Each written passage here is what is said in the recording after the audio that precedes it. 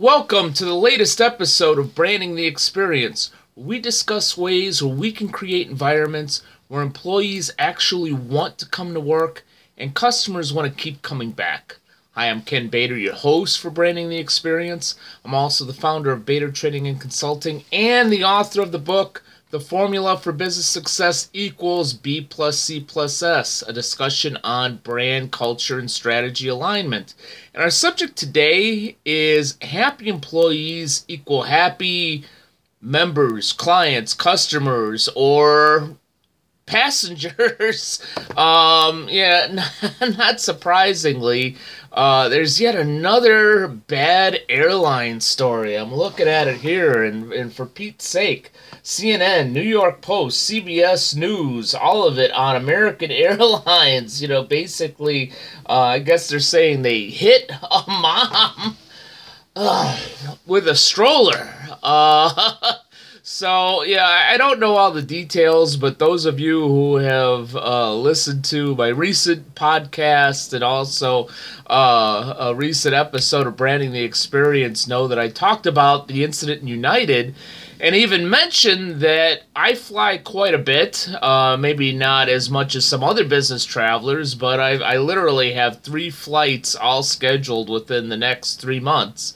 And I mentioned that I haven't flown United Airlines since the early 90s, and I used to be a raving fan of American Airlines until they got so bad. It reminded me of United Airlines about 10-15 years ago, and I swore not to fly them anymore.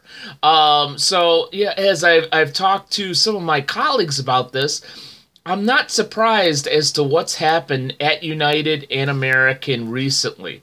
I think that that's just what you're seeing, the worst of the worst, but I think that it's a reflection on the brand, culture, and strategy of those two organizations.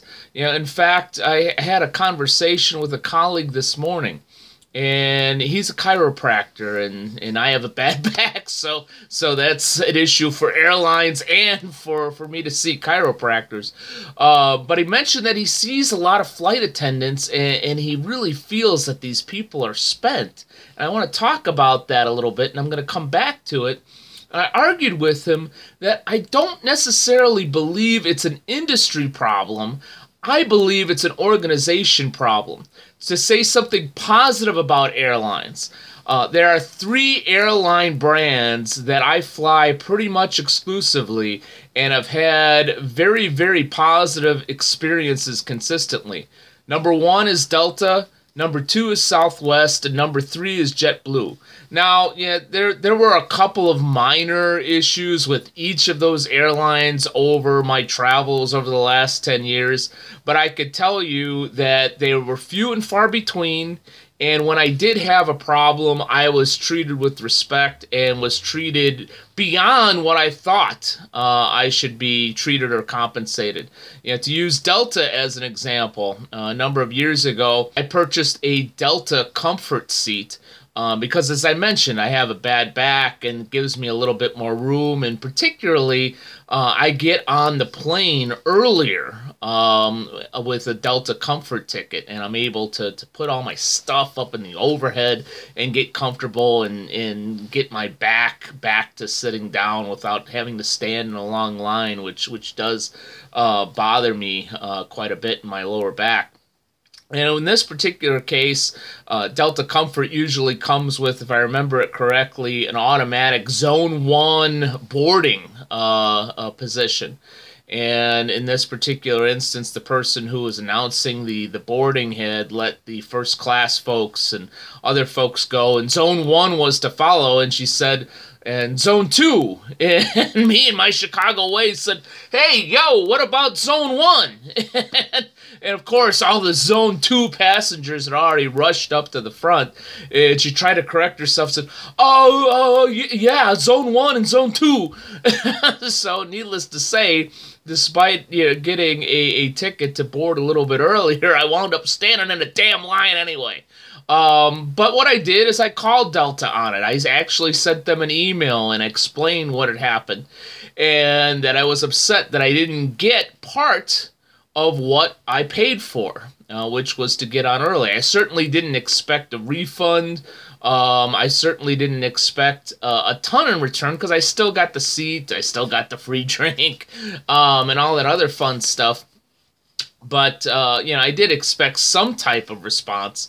And the response that I got from Delta, unlike what we see from American and United, and frankly, I've had bad experiences on both of those airlines, called them on it, and got the same type of response that the United CEO said after that particular incident with the gentleman being drug off the plane.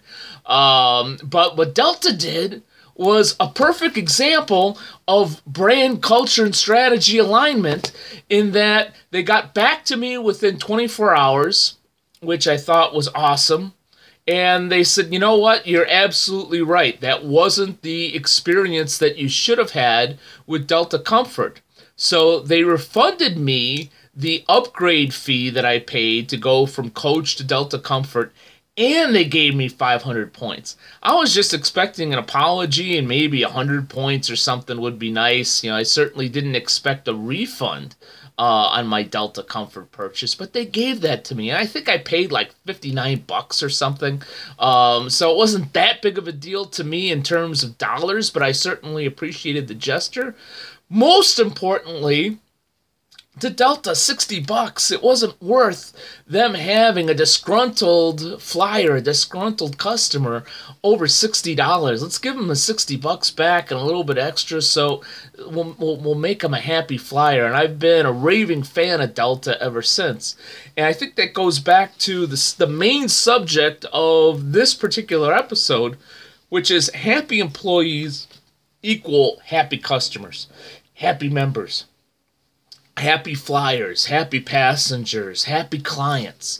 And every time I fly Delta, it seems like the flight attendants, for the most part, sometimes they're having a rough day, but it seems like they truly are enjoying working for Delta. They seem like they're treated with respect. And every time I've had an issue with Delta, whether it's been on the phone, via the computer, or face-to-face, I've gotten that same respect back. I've gotten some empathy and understanding. At United and American, United I've never had it, and American I haven't had it in a long, long time. I used to. So I think that speaks to the fact that we don't have happy employees. You see Southwest, they're making jokes, they're having fun with their customers. They truly are enjoying their employment experience, it seems like. And Southwest is the most profitable airline, I think, in the industry, I think. So, happy employees not only equals happy customers, but income to the bottom line, which is what we're after as a business. So, we need to concentrate on how can we create an environment where employees actually want to come to work? Because if we create an environment where employees actually want to come to work, then we actually can create an environment where customers want to keep coming back. That's been my Delta experience. That's been my Southwest experience. Not so much on some of the other airlines that are out there. I'll give kudos again to JetBlue. I haven't flown you in a while, but the experiences that I had, for the most part, have been pretty positive too. So we can learn from what's happening in the airline industry, in any of our industries, any of our businesses, that if we could focus on creating a positive environment for our employees, we're going to be much, much more apt to create a positive environment for our customers, clients, members, in this case, passengers, every single time, and maybe avoid having garbage like this on CNN, the New York Post, and CBS, with a woman holding her hand up here and crying. Not the best branding that we want out in the public. So, thank you for spending some time with me today. Thank you for listening to my little rant on airlines. Flying Delta later this week, and I'm looking forward to it. But most importantly, I hope that you're branding the experience at a very high level, first for your employees and then for those who you serve, so that you can have a very profitable and productive business. Take care.